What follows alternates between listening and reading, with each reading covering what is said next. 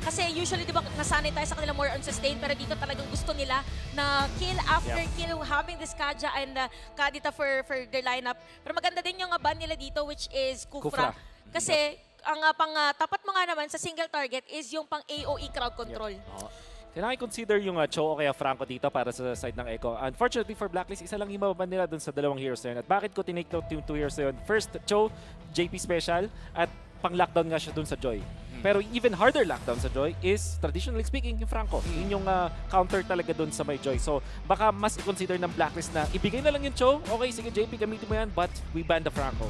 Yung wala kasi talagang takas no kapag Franco o Kaja ang usapan. Pero mukhang mas okay sa kanila ang Franco. Depende na lang kung kukunin din dito. No? I'm not quite sure kung nakaka-cancel nga ba ng isang Mincitar Ultimate ang dashes ng isang Joy. Should be. Dapat no, kasi movement naman. Pero yun nga, meron kasing maliit na invulnerable window no sa crowd control ng isang Joy. Pero napakaliit lang nun. Kailangan talaga ng timing. Ito na ang second picking phase ng game number 1. Ano kayang idadagdag dito ng Blacklist International? Marksman na kaya ang kukunin nila? Oy, surprise pa din. Ayan. Kasi nga naman, nakafocus kasi sa heroes ni Oheb yung mga pinik ng Echo. So why not hindi muna natin ibibigay? So Baksha is very good para sa side ng Blacklist International. Meron pa silang added vision. Kasi for me, for Baksha kasi since mabilis siyang gumalaw, mas may liberty yung taga-vision nila na pumunta kahit saan. Franco, feeling ko pwedeng kunin. Although hindi natin pa masyadong nakikita. Parang hindi mo na-attribute typically yung Franco doon kay JP, pero alam natin malakas siya doon. And of course, yung Martis. Alam mo, iniisip ko dito para sa Blacklist, baka mag-Clint sila. Kasi kailangan nila ng range versus the Bruno. Isa pa yun, no? Sumisikat na rin ang Clint ngayon sa gold lane dahil sa napakataas na crit damage and yung siege potential na napakabilis din mag-push. Let's see if it's going to be the Clint for the side of Blacklist International. Kung hindi ang Clint, may iba pa tayong pwedeng makita dito. They can be boring by carry. Carry Joy, di ba? Ay, sorry, carry Kaja na malakas sa burst. Irithel na typically ginagamit din pang teamfight kind of lineup. Kaso kasi, hindi ko sure kung maganda ba yung Irithel versus Bruno. Traditionally, Bruno yung mas maganda sa lane na yun. Parang dalawang hit lang. Minsan pag full item ay umaaray na agad yung Irithel. So pag dumiretso pa siya, parang mas mahirap para sa kanya. So taking time, talagang kailangan pag-isipan yung sa may gold lane hero. Magiging mahirap din ang laban na to para kay Oheb. And I think it is going to be the Clint locked in for the side of Blacklist International, as you said, no, Wolf. At least may panakas. Kung sakaling sapakin ng pakito, pwedeng isa lang ang makalusot, makapag-net agad palabas. Yun ang ating mga aabangan mamaya lamang. And that's a complete lineup. Makikita nyo ngayon for Blacklist International, ang ating drafters, Coach Tek-Tak for Echo, Master the Basics for Blacklist International. Alam mo kung iisipin nyo ang lineup dito ng Blacklist International, matalagang pagdating sa first blood, mas mataas yung potential for them. Pero depende din sa may rotation ng XP laner. Kasi first blood potential meron din yung Pakito. So very crucial yung magiging initial rotation ng dalawang teams natin. Ano kaya mga prediction ng audience natin? No? Hindi ko alam kung ipapakita ba ngayon, pero panigurado ay isa ito sa mga, ayan, papakita. Ay, secret lang. May trade. Oy! 50. 50. Bakit nga naman hindi? First day natin. First day naman. Oo nga naman. Anong tayo sa safe. Siyempre safe talaga. Anong data yung titignan natin kung mag-predict, pero at least hati-hati, di ba? Hati-hati. Feeling ko buong season 50-50 yan eh. Buong season 50-50 para wala nang at para sa mga natin dyan mga nanonood sa bahay pati na rin dito sa venue, watch out for the Smart Power prediction dahil at some point in the game may lalabas na poll at meron lang kayo up until the timer runs out to comment your prediction gamit ang hashtag na hashtag SmartPowersMPLS12. Isang lucky commenter who guesses correctly will win a redeemable in-game code. Tandaan, keep an eye out for the poll. At magsisimula na nga ang pinakaunang laban ng MPL Philippines Season 12. It's Echo versus Blacklist International. Mukhang standard ang ating start. Magpapatintero ang ating mga roamers. Dediretso lang muna sila pag nagkataon, tsaka more on vision ang kanilang gagawin. So again, for this one, yung mga instant kill is on the side of Blacklist International, having this Kadita. Na-miss natin si Haji na makita na naglalaro. Oo nga eh. Parang nostalgic, pero we're here. Yep. Tsaka hindi naman sa parang nalulungkot din ako na nawala si Yue, syempre. Oo.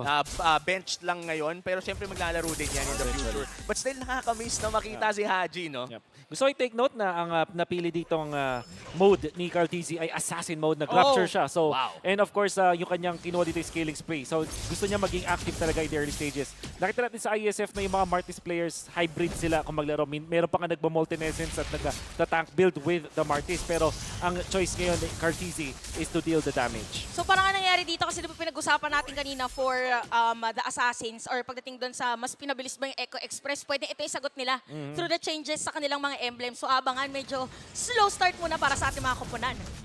Sanji, 3/4 HP, hindi pa naman level 4 ang Valentina. Pero si Sensui ngayon ay tatangke ng mga konting bawas lamang. This is just the first turtle of the game. Pero hindi na lang pala just yan. Dahil sa mga recent updates ay napaka-importante na pala ng pinakaunang pagong ng laro na to. Exactly. Kaya ito yung tunay na patintero. Ito yung tunay na minigame dito sa Carl TZ at Sensui. Pagalingan ng instincts. Speaking of instincts, nakapwesto ng ating mga players dito sa turtle objective. Si Sensui ay tatalon lang doon. Sanford merong hook. Kakagatin ba? Pero merong sumbok na gagawin doon. First blood. Pumunta agad kay Carl TZ. At pwede padiretsuhin. 2 decimate. Double kill agad. At yung turtle sa kanila pa mapupunta. At ito na nga ang katakot-takot na snowball potential ng isang Martis sa kamay pa ni Carl TZ. Pero mukhang nakaganti naman ng isa ang Blacklist International with a pick-up on JP. This is still a win for Echo in the early game. Gusto ko i-bring up yung macro na nakita natin mula dun sa Echo. Hinawakan muna ni Carl TZ at hindi niya dinamage yung turtle. Paagawan lang sila. Ang hinintay nila is magkaroon ng ultimate dun si Sanji nag level 4. Kung papansin mo, para silang mga superhero nung naglanding na may nahook doon si JP tapos may nahatak naman siya gamit yung kinope niyang ultimate mula doon kay Renny J. So biglang nawalan ng 2 heroes. Ineffective para sa Blacklist kasi meron silang hard lockdown agad. So kudos dun sa pagpapa-level 4 nila kay Sanji. And, Talagang inantay. Talagang Echo ngayon, no, lamang na agad ng 1.5k gold lead. At yung turtle ay 1 minuto pa naman bago lumabas. Right now though, ang tingnan natin ay Blacklist International. Ano bang kailangan nilang hanapin dito? Dahil mukhang medyo nalugi sila sa Valentina pick in that early team fight. Alam mo, pagdating dito, kailangan lang nilang alagaan din si Oheb. Pero wait lang, Oh! meron na pagkakuha doon. Ito na yata inaantay, nabawi ng Blacklist International. Pero tagal bago namatay. Si Cartesi pa nga makakakuha ng kill. Pero may sabatan naman dito. Si Sensui, double kill for the Martis. Grabe na yung Martis. Ito na nga ang snowball na pinag-uusapan natin.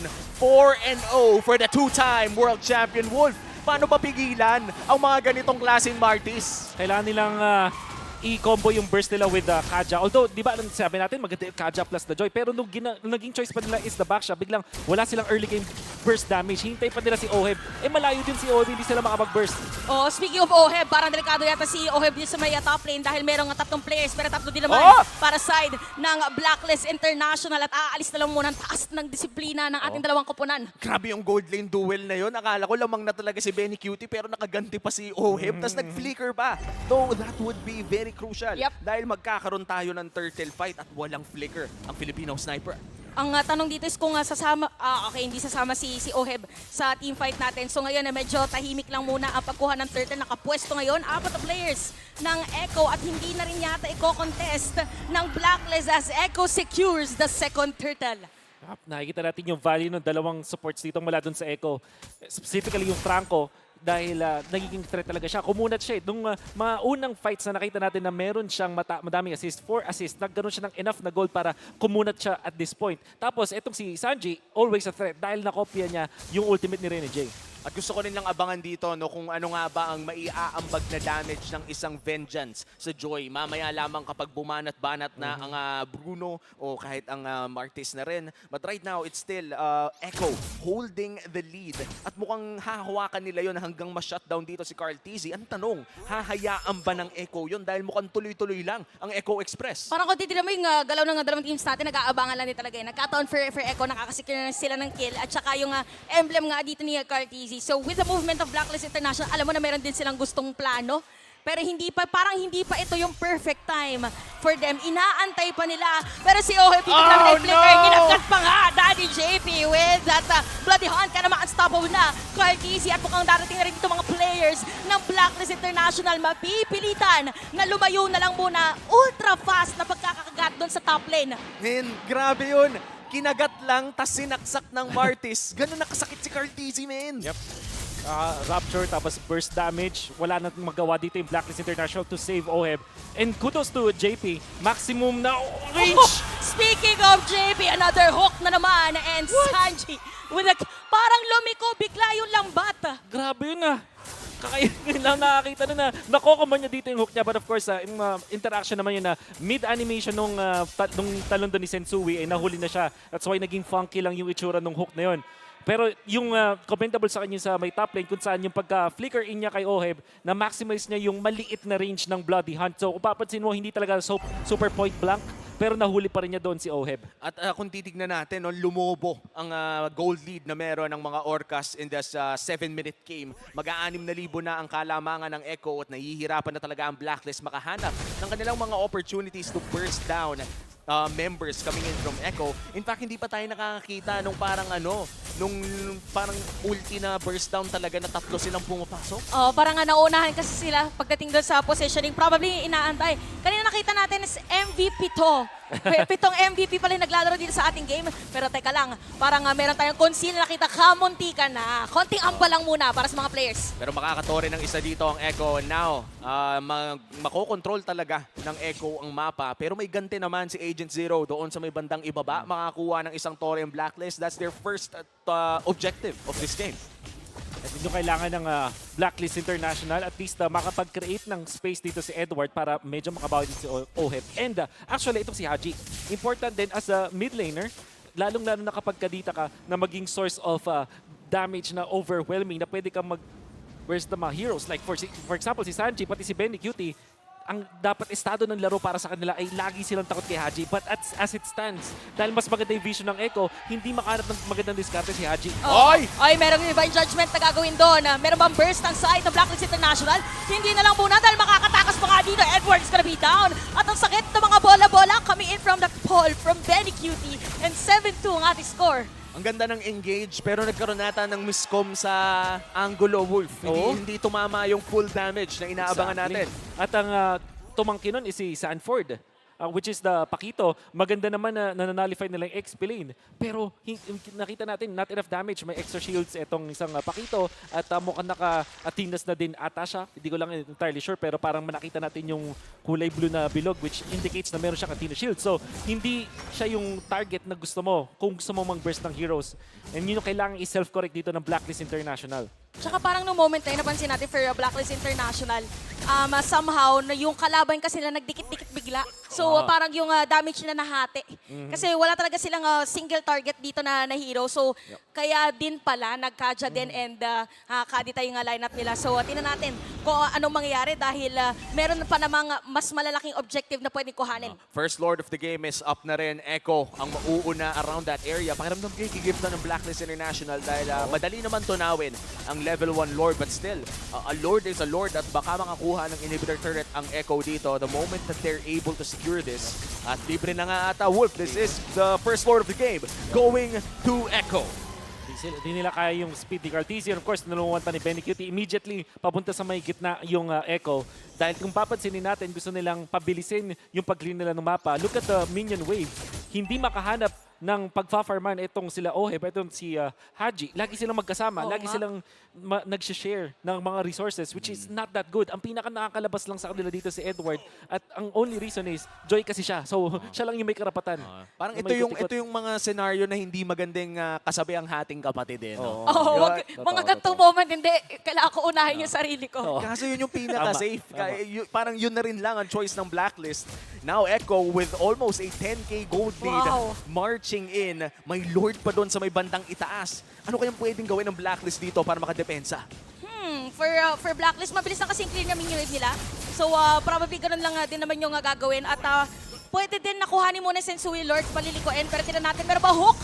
Okay, medyo wala tatama doon. Pero sa may top lane natin, meron din conceal si Renegade at successfully madedepensahan ito. Hila na sinasabi natin! Sakto, Oheb! Ay makakakuha ng kill. Ito na inaantay nilang pa isa-isa at makakadepensa pa nga. Torres sa top lane, unti-untiin ng Echo successfully masisira nila. At after nyan ay aalis na sila.